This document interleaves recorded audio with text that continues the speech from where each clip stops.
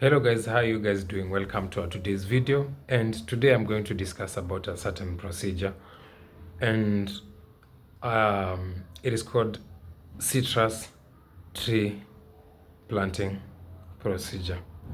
I've realized that most of you guys don't know where to start, so I've decided to do a video and explain to you the procedure which you are supposed to use when you want to plant your citrus trees. Now we have different types of citrus trees, and one of them is the oranges.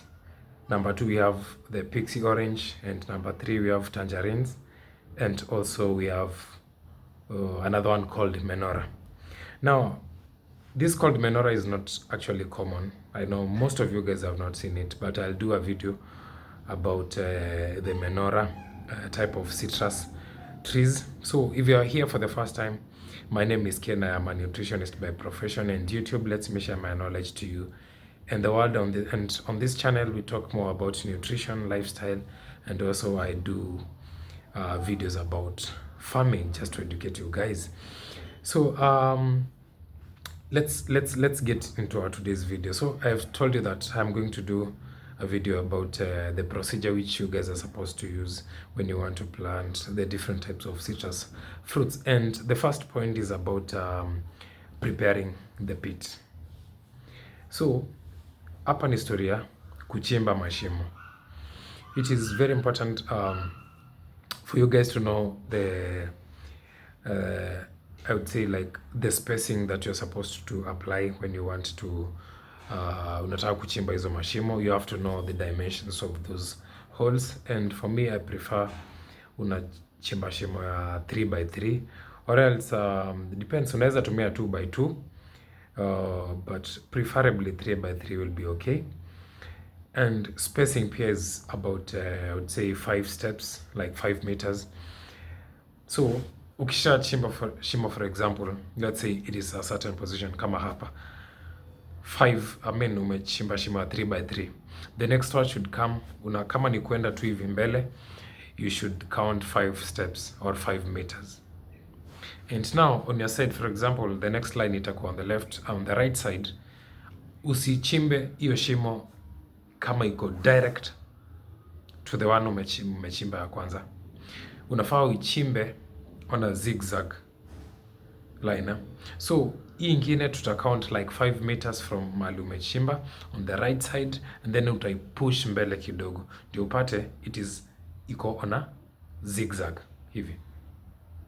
Those holes should be on a zigzag line, na unachimba shimo ya 3x3. So after umechimba hiyo shimo, you can opt maybe kuweka kitu kama preferably manure, natural manure yenye umetoa kwa ng'ombe, or maybe from the goats.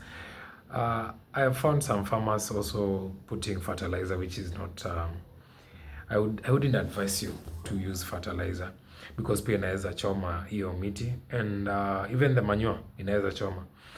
So ukishachimba hiyo shimo, unaweza tumia maybe 1 spade of natural manure, maybe ya ng'ombe ama ya mbuzi, preferably that than using the fertilizer. So the next thing is about positioning the seedlings. Very very important. Ukishachimba hiyo shimo, now zile seedlings zetu, hiyo miti imemea inakuanga iko kwa karatasi. So what to do is utatoa hiyo karatasi, and then hiyo mti with its soil on the roots ndio unaweka hapo katikati on that on that hole, and then sasa unarudisha mchanga na make sure umejaza hiyo mchanga hapo. So positioning ni hiyo tu, it is not much, ni hiyo tu. Unatoa hizo pepa then sasa utaiweka with hiyo mchanga iko kwa roots, usitoe, use that one. And then pia something else before I forget so mali umeenda kununua hizo meat, maybe is on a tree nursery, always make sure that you ask kama akipanda hizo seedlings alitumia manure, because kama alitumia manure, it is not advisable for you. Ukishachimba hiyo mashimo ukiweka hizo miti hapo, it's not advisable for you to use also another manure because inaweza choma the roots. So it is very important for you to ask whether kama alitumia manure akipanda hizo seedlings. Kama hakutumia, you can use a bit of manure, maybe half spade or a spade. Na kama alitumia, it is not advisable for you to use it because inaweza choma the roots. So the next thing is about filling and settling. Filling and settling, I think ilikuwa nimeitaja hapo, ni hiyo after umesha position on the center of the hole, ukisha position hapo sasa, filling and settling ndio hiyo kurudisha hiyo mchanga. Na kama kwa umetumia mahali ununua the seedlings hakukuwa kumetumika fertilizer, you can use fertilizer or manure, you can use the manure kuweka kwa hiyo mchanga. So the last thing is about watering the plant, very very important. Ukisha panda hiyo mti, it is always important for you to water.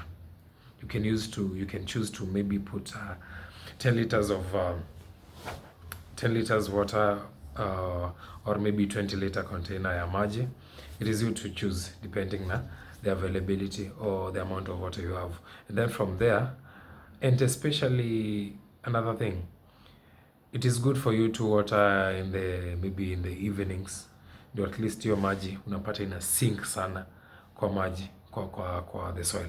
See, ukiwater those plants na kuna jua, it's easy for that water to evaporate also. So it is very very important for you to consider watering those plants especially in the evening. So hata kama ni kupanda, itabidi una have kupush hiyo time ya kupanda those trees maybe to around 4 or 5, ndio ikifika towards 6 now you can water them, ndio at least hiyo maji inakunywa vizuri overnight.